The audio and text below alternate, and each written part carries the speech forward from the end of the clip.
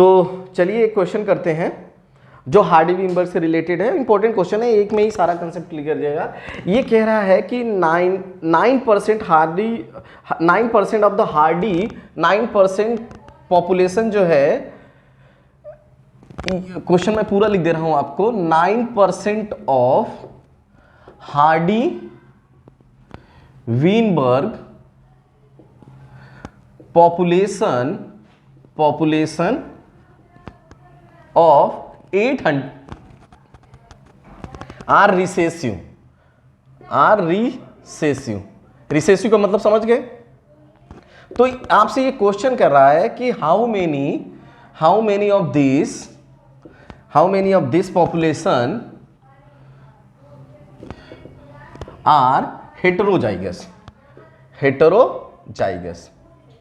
अब आपका जो ऑप्शन दिया है वो पहला ऑप्शन दिया है 336, ठीक है, दूसरा ऑप्शन आपका दिया है 392 और तीसरा ऑप्शन आपका दिया है 372 और फोर्थ ऑप्शन है आपका 362। बहुत सिंपल तरीके से हम लोग इसको कर लेंगे।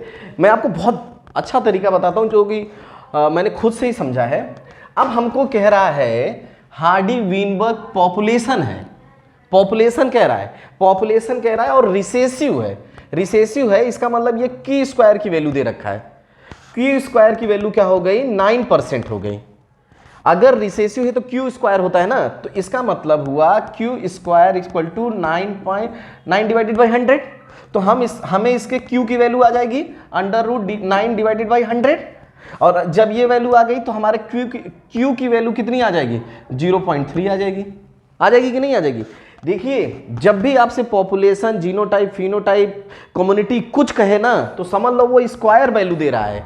जब तक आपको एलील ना कहे, ये है एलील, ये है रिसेसिव की एलील फ्रीक्वेंसी, ये रिसेसिव की एलील फ्रीक्वेंसी है। बस आपको ये देखना चाहिए कि क्या किया है। जब ये पॉपुलेशन कह रहा है, इसका मतलब ये वैल्यू क्या है? क्यू स्क्वायर की वैल्यू है। क्यू स्क्वायर की वैल्यू से हमने क्यू निकाल लिया। अब क्यू निकाल लिया तो एक फॉर्मूला होता है P + Q = 1। तो इसमें P की वैल्यू कितनी आएगी? तो ये 1 माइनस क्या हो जाएगा? 0.3, तो कितनी आ गई? 0.7।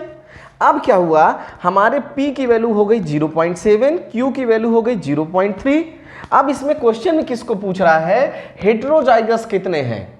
अब हेटेरोजाइगस का निकालते हैं। तो हेटेरोजाइगस होता है, हेटेरोजाइगस क्या होता है आपका? हेटेरोजाइगस होता है 2pq। तो 2pq में आप लगाओ 2, 0.7, 0.3, p और q की वैल्यू निकलना कोई, इसमें आ जाएगा 0.42 आ जाएगा, यही तो आएगा। अब हमें इसको पॉपुलेशन में, इंडिविजुअल्स में कन्वर्ट करना है। ये तो हेटेरोजाइगस पॉपुलेशन की फ्रीक्वेंसी है। ये क्या है? हेटेरोजाइगस पॉपुलेशन की फ्रीक्वेंसी है। अब कितने इंडिविजुअल होंगे? तो इंडिविजुअल्स के लिए आपको कुछ नहीं करना है, 0.42 में मल्टीप्लाई कर देना है 800 का, जो टोटल पॉपुलेशन तुम्हें दे रखी है। अब इस टोटल पॉपुलेशन में से इतने हेटेरोजाइगस इंडिविजुअल कितने होंगे ना, तो जब ये करोगे तो ये बचेगा 42 और ये बचेगा 2 0 है, ये यहां से हट जाएगा, तो तुम्हारा कितना आएगा? 336। तो इसका मतलब जो हमारा आंसर है कि 366 इंडिविजुअल्स जो होंगे वो कैसे होंगे? हेटेरोजाइगस होंगे, जो हमको क्वेश्चन में पूछ रखा है। तो हमारा कौन सा ऑप्शन सही हो जाएगा? पहला ऑप्शन सही हो जाएगा। आपको बस यही है कि 9% है, तो इसका मतलब क्यू स्क्वायर की वैल्यू 9% हुई, तो q square equal to 9 divided by 100। तो क्यू की वैल्यू क्या होगी? यहाँ अंडर रूट लग जाएगा। अब ये इसकी फ्रीक्वेंसी आ गई 0.3, मतलब रिसेसिव कितने हैं ये। अगर आपको यही उसका पूछना हो, जैसे इसको आगे कर देते हैं, डोमिनेंट कितने हैं? डोमिनेंट होमोजाइगस कितने हैं? होमोजाइगस, तो इस तुम अब क्या लगाओगे? होमोजाइगस, तो इसकी वैल्यू कितनी आई है? 0.3, मल्टीप्लाई कर दो 800 से, ठीक है, और 0.3 क्योंकि 0.7 क्योंकि स्क्वायर वैल्यू होगी, तो तुम्हें उसकी वैल्यू पता चल जाएगी। आई बात समझ में कि नहीं?